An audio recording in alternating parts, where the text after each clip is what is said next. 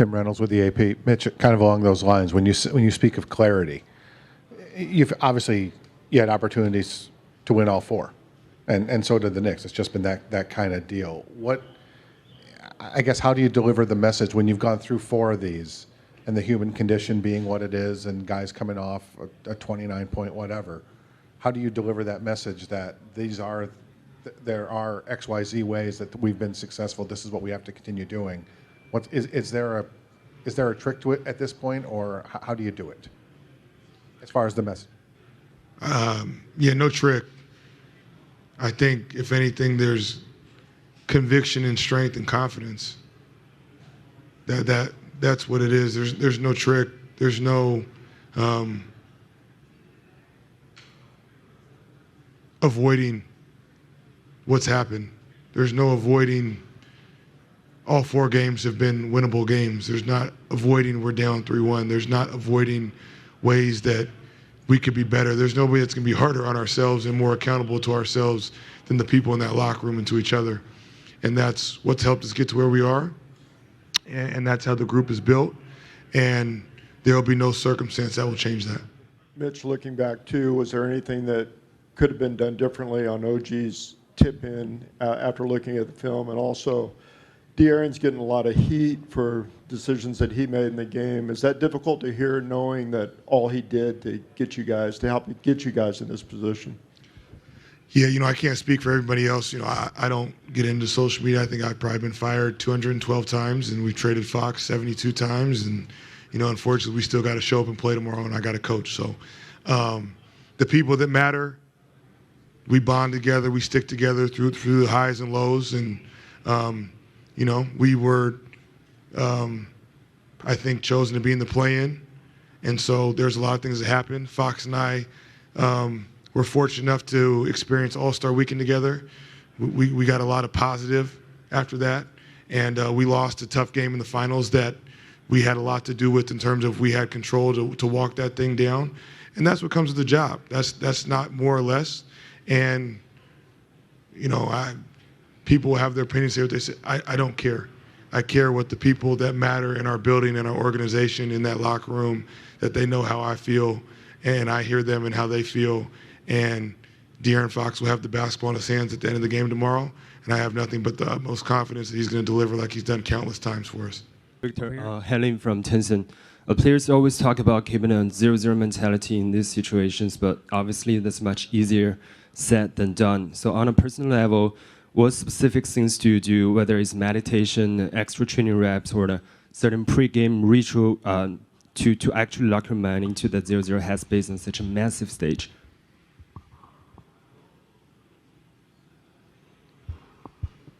I feel like the same routine as usual, but even more pushed,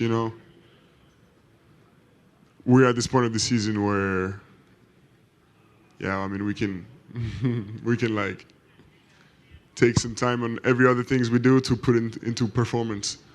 So it's we're at this point where we can really empty the tank. Over here, Victor, when you rewatched that game, the second half, were there things individually that you saw that you could have done differently? And also the other night you mentioned greediness. I'm wondering if you could expand on what you meant by that. Of course, there were 1,000 ways we could have not lost that game. But it felt like there was a time to process that and to really dwell on it, but not anymore. And of course, absolutely greediness. At the same time, I guess the general thing would be giving them less opportunities rather than doing something incredible. The AP. Victor, what's taken up more of your thoughts the last couple of days? The way that Game 4 got away, or the fact that you've won one of these and you had excellent chances and won in the other three? You certainly could have won all of them. Has that been more of the theme, that there are ways to be successful, that you've proven that to be successful against this team, or was Game 4 that tough to shake? Yeah, you said all of it. It's we're very confident, but game. I wouldn't say it was so hard to shake off, right? But harder than any other game before, by far, for sure. But I mean, now we're over it. It's the playoffs. There's no time to regret things for too long. Side. Howie Kasoy, New York Post. Stephon, I mean, how challenging was it 2 days after a loss like that? And, you know, every game you go into it with a new mentality. But I mean, knowing that they could win a title tomorrow on your home floor, how does that change your thinking going into the game? I mean, I think our mindset coming into every game is going to be the same. I mean, trying to have short-term memory through wins and losses.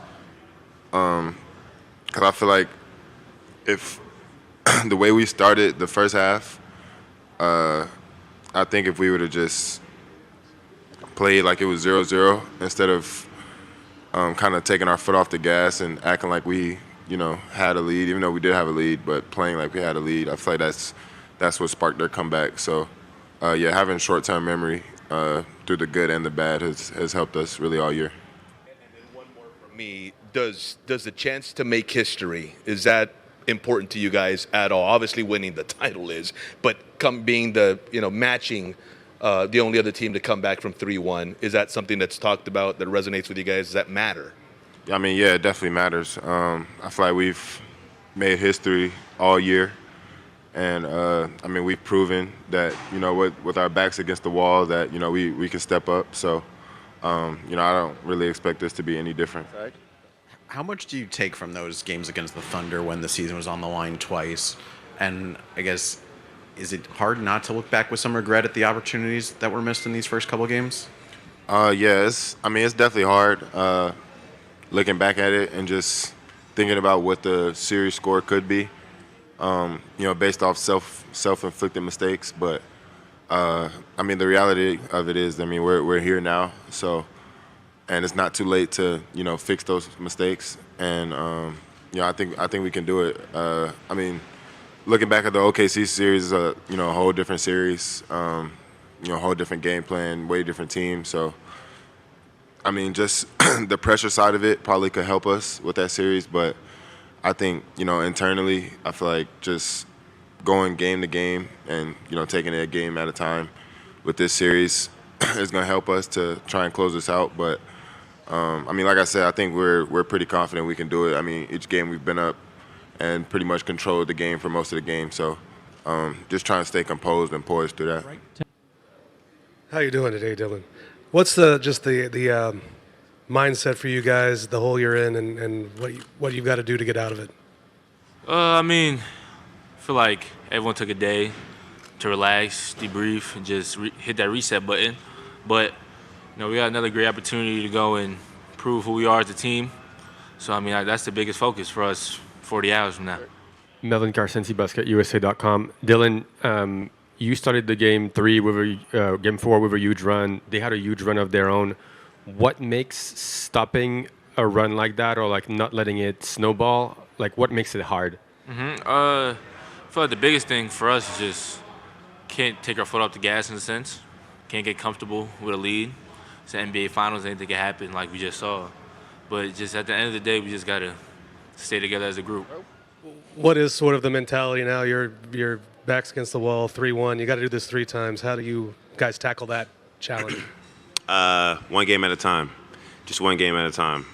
It's a lot of stuff that we watched in film that we feel like we can control and we can be better at. And so nothing is guaranteed, nothing is promised, but we know we at least got one game. And so we need to go 1-0, and whatever we need to do for that to happen, we're going to do that. Hector Ledesma, Clutch Points. Dev, how long does it take to flush a game like Game 4? And this might be kind of dumb, but to a certain extent, do you not want to totally flush it because you want to, I think you know where I'm coming from, you don't want to forget what that was like? Yeah, transparency. Yesterday was probably the most I thought about it. Obviously, with the game being that night, I thought about it that night, thought about it yesterday. Woke up this morning ready to go, ready to execute the game plan for the next day. And I think that's everybody's mindset is, I mean, cool. I mean, we're not going to sit here and keep thinking about what we could have done, what should have happened with this, or that. That's not changing the result of anything. And so at the end of the day, we just got to be ready to execute the game plan, trust what the coaches got for us, and be ready to go. Kaliko, Yahoo Sports. Darren, I think this team has talked about how you've been so important to them all year long in terms of the growth, the intangibles. In terms of a game like that, how do you separate some of the mistakes from the overall, like the belief that you guys have come this far and that bond you have with Mitch? I mean, I think these games have showed us that we have a chance. Like, it's not like we're just going out there and getting steamrolled. We've had, I think, the largest lead in all 4 games, and we've lost those leads, and the game's gotten close. Obviously, we grinded out game 3, but every time we get this lead, it's like that's when the game starts. That's when the game's on. And they've made the bigger plays down the stretch of games. Obviously, game 1, tie game, they get a 10-point lead, and then last game, I mean, their biggest lead was 1. So we have to, like I said before, we have to figure out ways to continue to extend our lead, and when they do make these games close, we have to figure out ways to execute down the stretch, and I think that's where these games have lied. Right. De'Aaron, Melvin Carcenti, BasketUSA.com. Following up on that question, why is it so tough to get back to executing your game plan or being in your process when your head is underwater and your opponent is going on a run? I mean, I don't think it's necessarily when they're going on a run or when they're making shots. It's just it's about us. We're dictating kind of a lot of what's going on, and when we're not doing those things, they're making their run. And like I said, even if the process is right and they're making shots, you want to continue to stick with that process. And there's just things where it's just miscommunication here and there, and then it's kind of a domino effect. When we don't start a possession off the right way, kind of something bad happens at the end of the possession, whether they make a shot or if they get 2-3 extra possessions.